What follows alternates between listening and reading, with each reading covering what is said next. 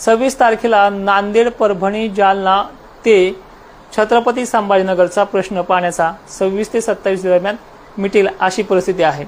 मग आता हा 15ला सुरू झालेला प्रवास जो आहे तो जवळपास येऊन ठेपतोय 22 पर्यंत आणि प्रशासनाने दिलेल्या ज्या काही तारखा आहेत की 22 पासून सर्वदूर पडेल तो देखील पाऊस आपण पाहणारच आहोत। परिस्थिती याच्या अगोदर अनेक भागातल्या शेतकऱ्यांची आटोक्यात आलेली आहे आणि याच्यामध्ये अनेक शेतकरी सुखावलाय ते देखील आपण ह्या गोष्टीकडे दुर्लक्ष करू शकत नाहीये। आणि दुसरी महत्त्वाची गोष्ट ह्या 21-22 पर्यंत अजून बरेचसे चित्र पालटणार आहे, त्यामुळे अनेक जण पिकाकडे पाहून घाबरले जात आहेत। तर याच्यामध्ये थोडं का होईना इथे दिलासा मिळत जातोय, पण निव्वळ चॅनलच्या माध्यमातून सोशल मीडियाच्या माध्यमातून अजून घाबरण्याचं काम नाहीये। आणि विषय आहे सुपर एल्निनोचा आणि दुष्काळाचा। 1 महिना अजूनही पूर्ण झालेला नाही। 22 जूनला पाऊस आगमन केलेला आहे आणि ह्या 22 जुलैला 1 महिना पूर्ण होते। पावसाळा पूर्ण 4 महिने आहे, अजून 3 महिने पावसाळा बाकी आहे। आणि विशेषतः या पावसाळ्याची पुढचे गणित, पुढचा अध्याय अजून परतीचा जो मेन मान्सून आहे ज्यामध्ये अनेक भागातल्या पिकांचा किंवा शेतकऱ्यांच्या विहिरीच्या पाण्याचा प्रश्न सुटणारी परतीचा मान्सून जो जवळपास ह्या वर्षी सप्टेंबर महिन्यात आगमन करतोय, तर या पावसाचं हे अजून गणित पाहायचं राहिलंय। त्यामुळे ठरवल्याप्रमाणे आणि दाखवल्याप्रमाणामध्ये आणखीन गोष्टी आहेत। दुसरा प्लस पॉईंट असा आहे, काही गोदापट्टे आहेत जे पर्जन्य छायेमध्ये आहे। सुपर एल्निनोचा जर खरंच भारताला किंवा महाराष्ट्राला परिणाम झाला असता तर एकही ढग पाहायला मिळाला नसता। ढग येतात पडत नाही, याचं कारण ह्युमिडिटीची लेवल। आभाळ आलं की आपल्या भागांमध्ये गारवा निर्माण होतो आणि त्या गारव्यामधनं बारीक बुरबुर एवढाच पाणी पडतो। पावसाला नेहमी गरमीची लेवल लागते, आभाळ धुरसर राहायला लागले आणि उष्णतेची लेवल कमी पडायली, त्यामुळे बऱ्याच भागांमध्ये ह्या गरमीचे लेवल नसल्यामुळे पाऊस मोठा पडत नाहीये। पण तरी सुद्धा सटकारे बिटकारे हे 24 तारखेपर्यंत महाराष्ट्रात कायम राहणार आहेत। जवळपास रिमझिम सटकारे बिटकारे अशी प्रणाली ही महाराष्ट्रात विकसित होईल।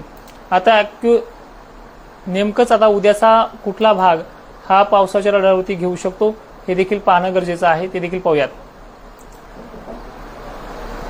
उद्याची 20 जुलै मुंबई, भिवंडी हे भाग तर सांगायची गरजच नाही, इथे पाऊस नेहमी असतो। उद्या वाढ होते, कारंजा लाड यवतमाळची वाऱ्याची गती दुपारा 4 वाजता थांबणार आहे। कारंजा लाड, वाशिम, अकोला, यवतमाळ, हिंगणघाट परिसर, बुरहानपूरकडनं पाऊस असल्यामुळे थोडाफार भुसावळ, जळगाव आणि चोपडा, अमळनेर, धुळ्याच्या पूर्वेकडील भागांचा इथे समावेश आहे।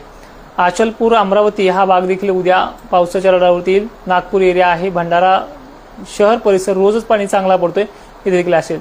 छत्रपती संभाजीनगरला आभाळ, काळकुट्टा आभाळ आणि सटकारे, वाऱ्याचा जोर जास्त असल्यामुळे जास्त मोठी व्याप्ती राहणार नाहीये। मनमाड ते श्रीरामपूर, अकोले इथे देखील पावसाचे फटकारे वाढणार आहेत। बीड जिल्ह्याच्या बाबतीत बघूयात, धाराशिव, सोलापूर, बसव कल्याण मार्गे एक मोठी टफ एरिया बनेल, इथे काही ठिकाणी हलका ते मध्यम पाऊस होणार आहे।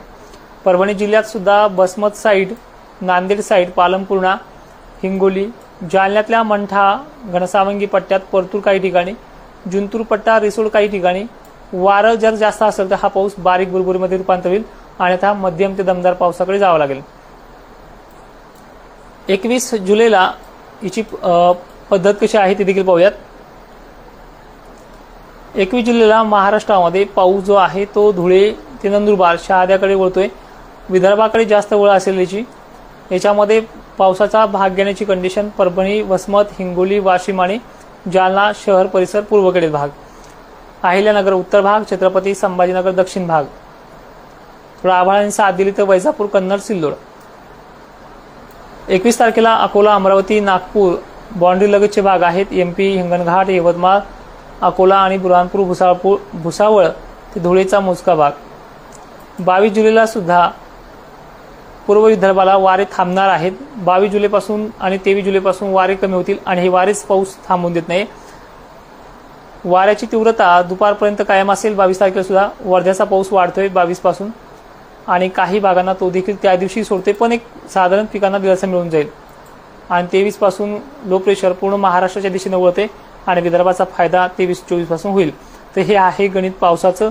येणाऱ्या 30 तारखेपर्यंत महाराष्ट्रामध्ये विहिरीचा पाण्याचा अनेक भागांचा जवळपास 60 ते 70% भागांचा पाण्याचा प्रश्न मिटेल अशी शक्यता आहे। टक्केवारी घसरली तर 50 पर्यंत राहील आणि आता वाढू सुद्धा शकते मराठवाडा आणि विदर्भ।